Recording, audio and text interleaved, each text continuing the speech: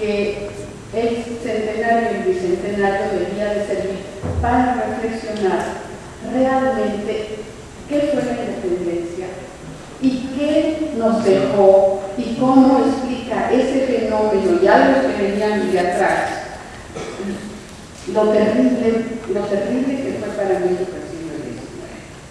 Pero vamos a ver, no podemos decir que empieza todo simplemente en 1808. Allí hay un momento favorable para que haya un movimiento no solo en la Nueva España, sino en todo el continente hispánico.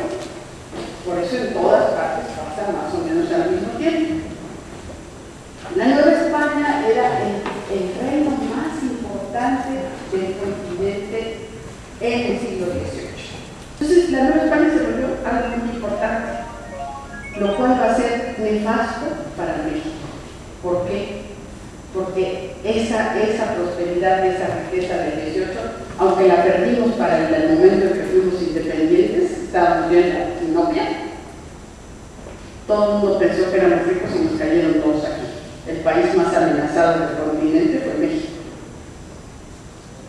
Eso es muy importante de entender porque esa va a ser una fuente de debilidad de la Nueva España. La otra cosa fue, como era tan importante, tan productivo, y España se metió en unas guerras para recuperar la grandeza que había perdido, los Borbones, que eran muy ilustrados y todo, pensaron, y además no eran como los Habsburgo, que habían hecho una especie de confederación de reinos unidos por la corona. Estos quisieron centralizar todo el poder y convertir aquellos reinos que se consideraban reinos de la corona en verdaderas colonias que protegieran todo lo necesario para un prestigio de la corona y para permitirle unas guerras que todas perdió España con Francia por los desatinos. Y España tardó un poquito más en el desastre de 1808, cuando la debilidad constante fue incapaz de enfrentarse a la Revolución Francesa y sobre todo al Imperio de Napoleón, y terminó por llegar a Napoleón, es decir, entregarle la corona a Napoleón. Ese es el momento en que vamos a hacer una coyuntura que va a favorecer esto que nosotros vemos como el movimiento de independencia, que en realidad nadie entonces pensaba en independizarse. Lo que querían era autonomía, es decir, gozar de un derecho a participar en el gobierno. Esta es nuestra tierra, nosotros vivimos aquí, queremos participar. No nos seguimos siendo súbditos de la corona, seguimos siendo leales a España, seguimos apoyándole en sus guerras, pero queremos participar en nuestro gobierno. Después, España perdía una guerra tras otra y necesitaba más dinero, pues pedía más impuestos. No había suficientes dineros nunca. Entonces, ustedes imagínense esto, el malestar general por los cambios, incluyendo al virrey, porque quitan un poco de poder y ponen unas diputaciones y hay una burocracia profesional, pues eran más o menos los mismos y se arreglaron con los pobladores de la Nueva España, y de repente llegan unos funcionarios a hacerlo todo aparentemente muy bien. Pues todo el mundo le molesta. Y aunque no se llegan a establecer completamente esas reformas por las guerras europeas, y España va a estar con muchos problemas en Europa, a veces queda incluso separada de sus colonias durante bastante tiempo, porque Gran Bretaña, que es la enemiga, es la reina de los mares, entonces no es fácil que tenga colonias de contacto con sus colonias que están del otro lado del océano. La cuestión es que en esas guerras y en esas pérdidas se va arrastrando a su reino más rico de América.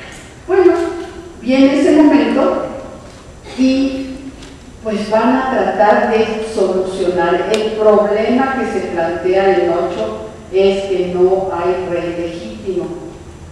Los reyes de España le aplican la corona a Napoleón, y Napoleón manda a su hermano José Bonaparte, que por cierto era una gente ilustrada, mucho más inteligente que Carlos IV o Fernando VII, pero en primer lugar era francés.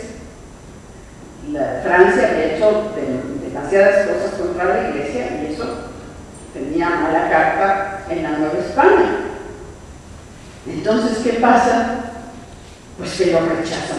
Pero lo importante es que ese fenómeno que se rechaza primero en España, pero también en las colonias, va a ser muy importante porque va a obligar a que ellos piensen cómo nos vamos a gobernar mientras no hay rey legítimo. Bueno, ¿cuáles eran las autoridades así que representaban a la población? Pues eran los ayuntamientos. Por eso el Ayuntamiento de la Ciudad de México toma la iniciativa de vamos a discutir cómo vamos a hacerlo. Y tratan de hacerlo por la vía legal.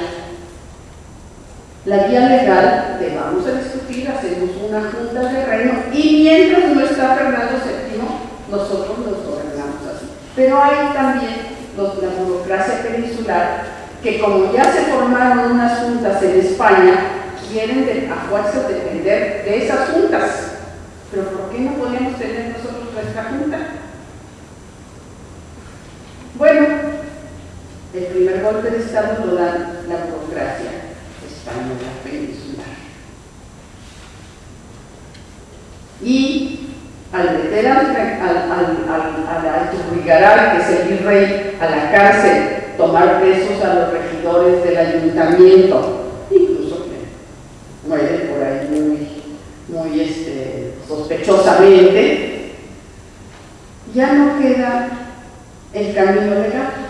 Empiezan las conspiraciones para hacer la junta y para imponer una forma de gobierno propio.